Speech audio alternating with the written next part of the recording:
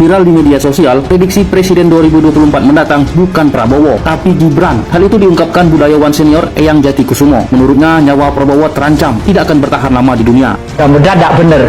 Nanti kalau misalnya Pak Prabowo menang menjadi presiden, mungkin tidak akan lama di dunia ini. Supaya si Gibran ini menjadi RI 1. Karena saya ngerti, wataknya orang sana itu saya ngerti.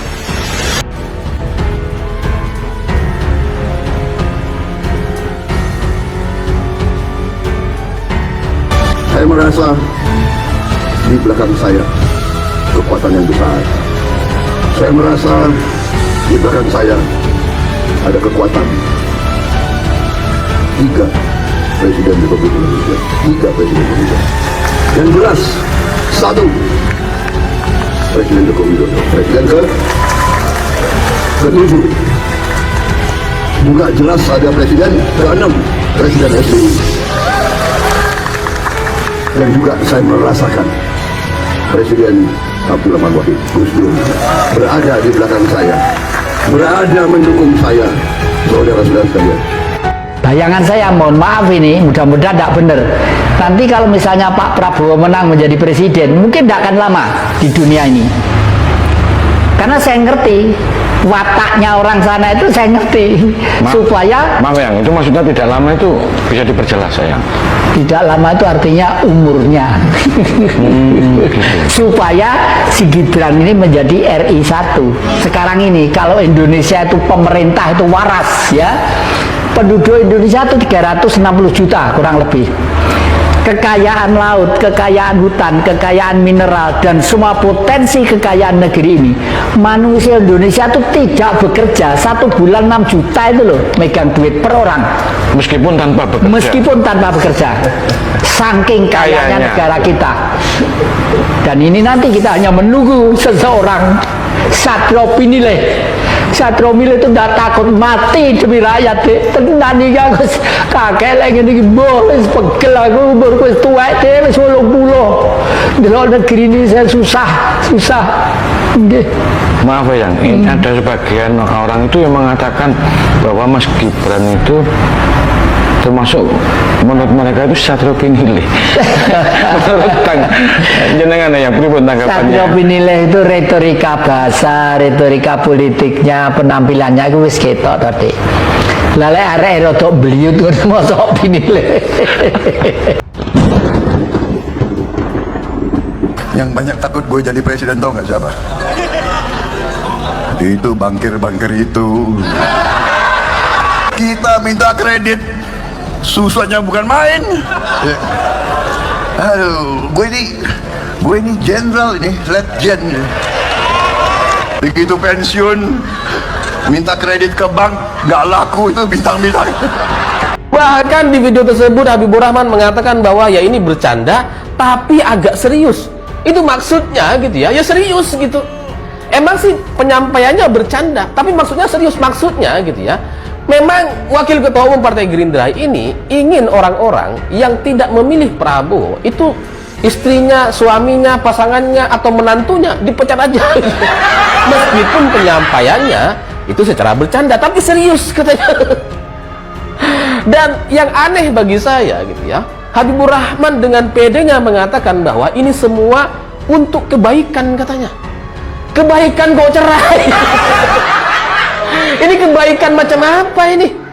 Apa ini kebaikan versi Hambalang atau gimana? Dan pernyataan ini bagi saya cukup serius karena memang disampaikan di forum resmi, di acara konsolidasi Partai Gerindra resmi gitu. Jadi kalau dia bilang ini bercanda, ya itu jadinya kan lucu gitu. Maca acara forum resmi kok bercanda.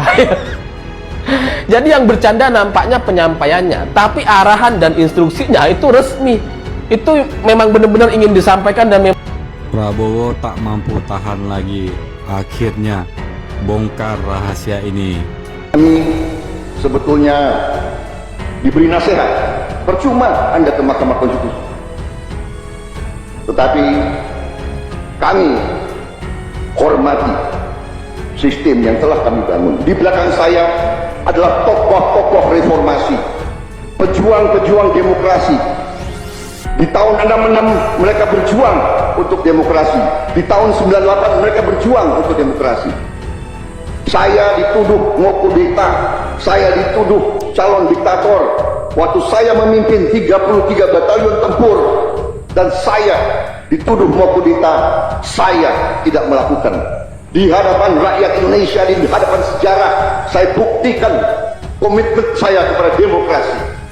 Saya tunduk kepada Undang-Undang Dasar. Saya ikut pemilihan umum sudah 3 kali. Saya membangun partai dari nol.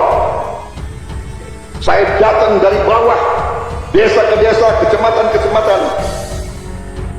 Dan sekarang kita dihadapkan dengan pemerkosaan terhadap hak-hak demokrasi. Saudara-saudara majelis hakim yang saya muliakan, seluruh bangsa akan berharap suatu keadilan.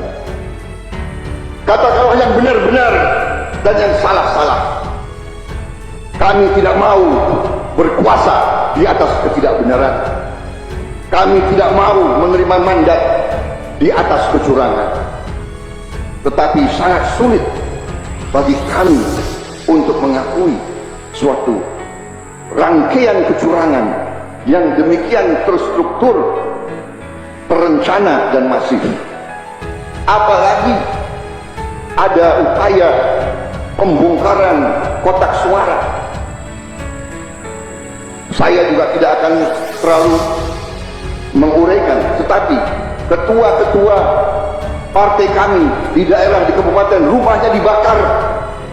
Ketua partai kami di Kalimantan Barat dikeroyok oleh pemuda-pemuda. Di Banyuwangi rumah saksi kami dibakar. Majelis hakim yang kami hormati, Pak Prabowo bisa dipersingkat. Ya, saya sudah mau selesaikan. Tapi karena ini adalah sesuatu yang sangat mendasar, kami terpaksa kami menyampaikan hal-hal ini. Kami percaya kepada Majelis Hakim Konstitusi.